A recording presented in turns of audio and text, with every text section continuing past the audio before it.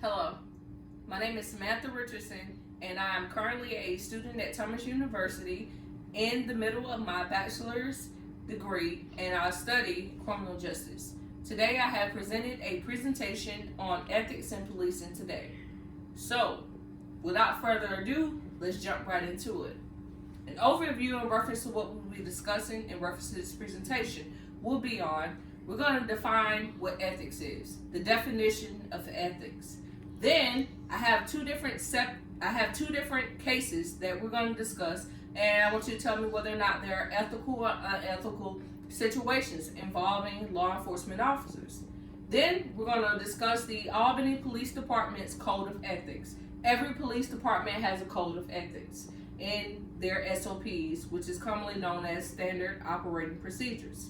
We're also going to talk about some data and statistics as it results to corruption in police departments across the United States. And then at the end, we're going to have a little fun, and I'm going to list some examples of an ethical and unethical officer.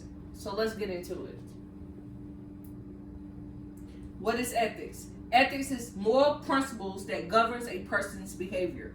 When you think about ethics, ethics is basically what makes you as a person.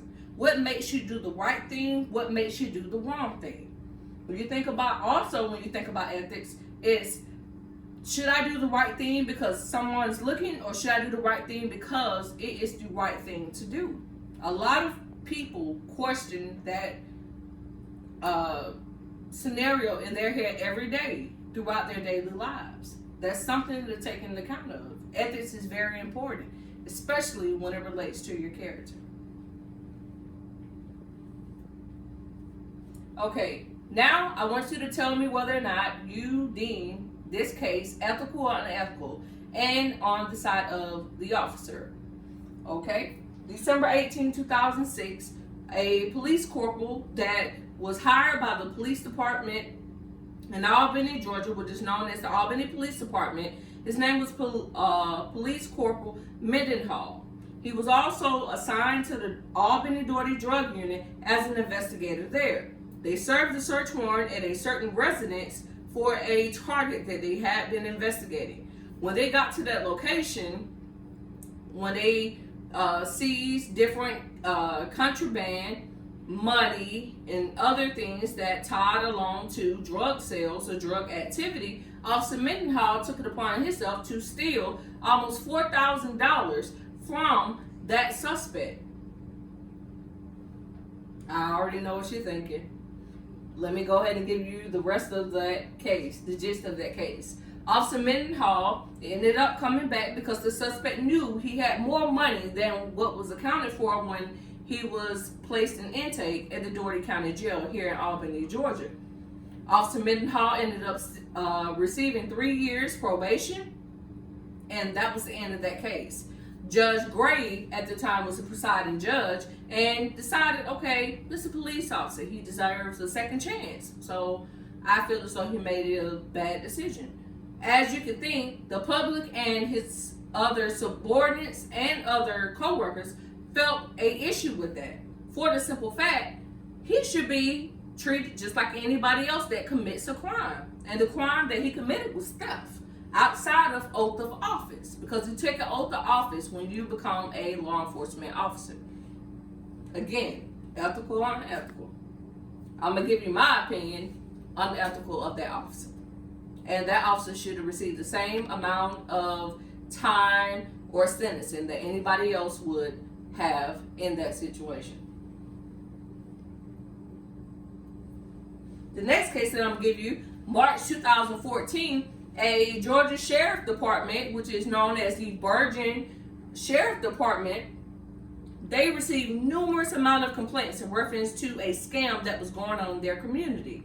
At first, nobody took it serious until it got to the point where a lot of the environment and the citizens in that community started complaining. The GBI ended up getting in on the investigation and traced it back to a Georgia state prison, which is known as Archer State Prison, which is located in Pelham, Georgia. They ended up tracing it back to a couple of inmates and several correctional officers. I'm going to go ahead and tell you what happened. Those correctional officers, some of them are currently still serving time. Some of them just happen to get dismissed from their duties. Some of them got dismissed and got time for the crime that they committed in reference to bringing contraband across guard lines, which is a penalty and a felony when you're dealing with corrections or a prison. And they outline that for the public and also for the officers that are working there. And let me tell you what happened with the inmate. That's what the inmate is doing. The inmate is still currently at that prison serving his time or her time, just like nothing happened. Inmate don't have anything to lose, but those officers had everything to lose, and that's exactly what happened. And in that situation, ethical or unethical? Unethical. Now, Albany Police Department's Code of Ethics, I chose them because, like I said, I am native of Albany, Georgia, so why not just target my police department that's here in my hometown. One of their first code of ethics is, I as a law enforcement officer will serve mankind, meaning I will serve my community, I will be there for my community, and I will do necessary steps and measures and take necessary steps and measures to do my job to the best of my abilities. The next one is, I will live my private life unsullied, meaning when I get to work, my private life, it cuts off. Now it's professional life. Business and pleasure does not mix, and I can only imagine in reference to law enforcement officers, it's a hard switch to turn on and turn off. Okay, I may be dealing with this, but I gotta go to work. Those are one of the things that you have to do in reference to this profession or that profession. You have to be able to turn off that switch. Business is business. Pleasure is pleasure. Private life is private life. And private life belongs at home, not at the department. The next one's, I will never act officiously. And what that means is, I will not involve my personal opinions in reference to how I feel as though the law should have been or what it should have said. At the end of the day, I took an oath that I will uphold the Georgia law. And when you do that, and when you stand in front of a judge, that is the oath that you're giving. You have to follow through with the oath that you have gave to the public and also your department. So you have to stand on your word. The last one is, I recognize my badge. That means that, okay, I took an oath. I have a job to do. I'm going to do my job to the best of my ability. I took an oath that I will serve the community. I will be honest. I will be truthful. I will be a stand-up guy or woman. We living in times now, yes, is the public and certain people make it hard for officers to do their job. But you still have to maintain what you pledged an oath to. Let's get into some data and statistics right now. Over 85,000 officers were under review in 2019 in reference to misconduct or criminal crimes that they committed. Over 85,000 officers. That is throughout the United States, not just in Georgia. That is a large number of officers, considering the fact of what we're going through in today's time in reference to the media. I'll give you another fact. Over 2,000 officers were dismissed or disciplined in reference to perjury. Okay, one might ask, what is perjury? Ms. Richardson, perjury is when you lie in the court of law. You make a false statement in reference to something that you say happened that didn't happen. Excuse me. For the sake of your case. You cannot do that. Even a witness that's not a law enforcement officer cannot commit perjury. Perjury is when you tell a lie in the court of law. And you know how many officers get caught up in that? A lot of them, because they feel like they're exempt from that. Now, Let me give some examples of a ethical or unethical officer. Then I want you to tell me what you think. Let's say an officer goes to a store. The clerk offers him offers her a free cup of coffee. In exchange, they want security for their store or their parking lot. That officer decides to decline their offer for the free coffee, decides to pay for the coffee. Ethical or unethical? I would say the officer is ethical.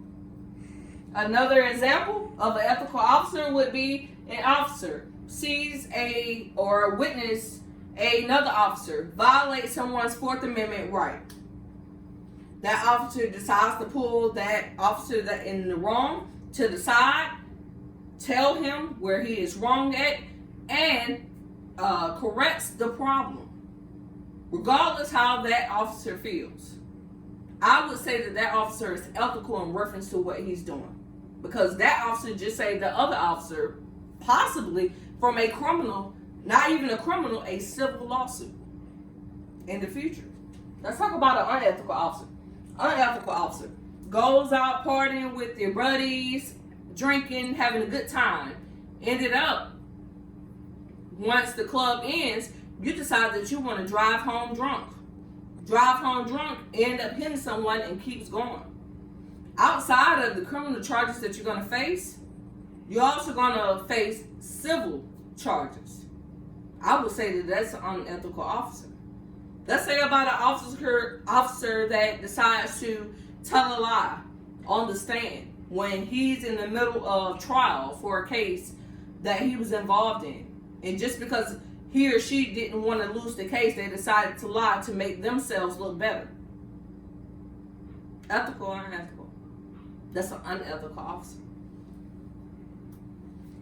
In reference to what we talked about today, we discussed what ethics is, the definition of ethics, what it means to us, different examples, different types of officers, law enforcement officers, different type of behaviors that occurs within law enforcement, within the law enforcement profession. What we also have to remember at the end of the day, we're all human beings. We all make mistakes. But the main thing in reference to ethics, that you have to be woman or man enough to admit your mistakes and correct your wrongdoings, if you can do that. And it is possible for you to do that. In reference to law enforcement, you're under so much scrutiny as it is. Be the bigger man, be the bigger woman, and do what's right. Not just because someone's looking, because it's the right thing to do.